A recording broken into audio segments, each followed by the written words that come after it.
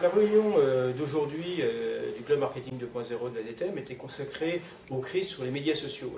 C'est vrai, on n'arrête pas de parler de crises sur les médias sociaux. Chaque fois, ça bout un peu dans la marmite marketing, puis après, les choses retombent.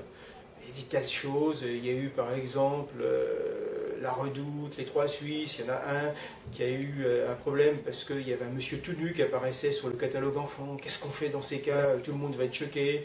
Inversement, il y en a un autre qui avait fait une promotion, il y avait eu un bug informatique et la promotion était de 50% au lieu de 20%. Qu'est-ce qu'on fait? Ils ont annulé les commandes, tout ça. Et ça y est, leur réputation est ternie, c'est fichu, etc.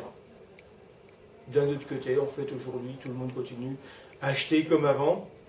Ce qui ne veut pas dire que la problématique du commerce en ligne est simple et que pour les anciens PVPistes, tout est résolu.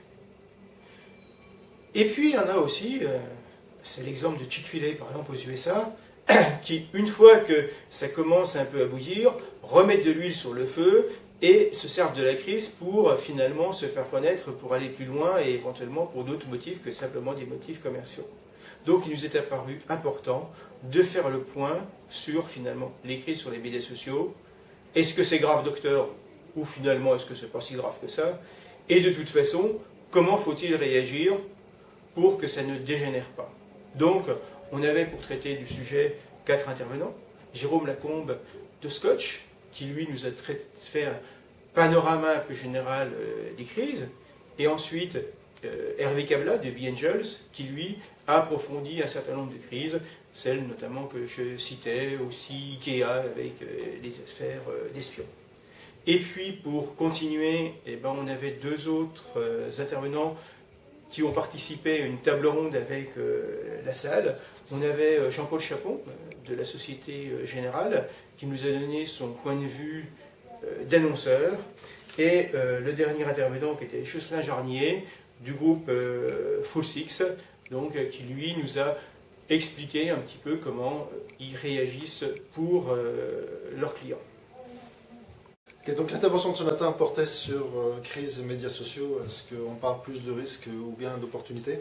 Ce qu'il faut savoir, c'est que l'existence sur les médias sociaux va de pair avec l'apparition toujours complètement inattendue de crises. Alors ce ne sont pas des crises qui se déroulent tous les 2 jours, mais elles peuvent apparaître à l'imprévu, souvent le week-end, et prendre assez souvent ces entreprises au dépourvu. Alors pour moi, la définition de crise, c'est simplement manque de préparation. Une crise, qu'est-ce que ça demande? Ça demande d'avoir un certain nombre de mécanismes de réponse, préparer un certain nombre de messages, préparer l'équipe en charge des médias sociaux à prendre les bons contacts au sein de l'entreprise pour apporter la bonne réponse au bon moment. Et ça se prépare, ça se rôde. C'est comme quand on pilote un avion, hein, on a un certain nombre de guidelines, on sait comment réagir en cas de pépin. C'est à peu près la même chose, il faut former ses équipes à les réactions lorsqu'une crise se déroule sur les médias sociaux. Il faut surtout garder à l'esprit qu'une crise sur les médias sociaux, ce n'est pas quelque chose de durable, ce n'est pas quelque chose qui va durer 6 mois. Si ça dure 6 mois, ce n'est pas la crise qui est un problème, ce sont les symptômes de la crise. Des produits dangereux, un réel problème au sein de l'entreprise, un problème social ou que sais-je.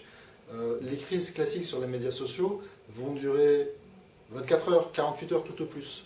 Et puis ça va passer à autre chose, parce que finalement le web social se focalise sur un sujet, et puis il va passer de sujet en sujet au fil de l'eau.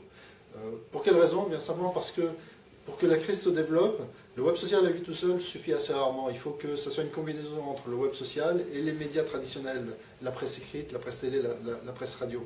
Et cet effet d'amplificateur de cercle vicieux où un contenu monte en exergue sur Twitter, est repris à la radio, puis repris sur Facebook, puis c'est repris à la télé, etc. C'est ça qui caractérise les crises sur les médias sociaux. Et là, en général, ça dure 24-48 heures, on apporte les bonnes réponses, et puis ça passe. Les crises qui sont amenées à durer plusieurs mois, ce ne sont pas les mêmes types de crises, ce sont des crises qui sont beaucoup plus sérieuses, et à ce moment-là, votre préoccupation, ce n'est pas tant les médias sociaux, c'est de résoudre le vrai problème en soi.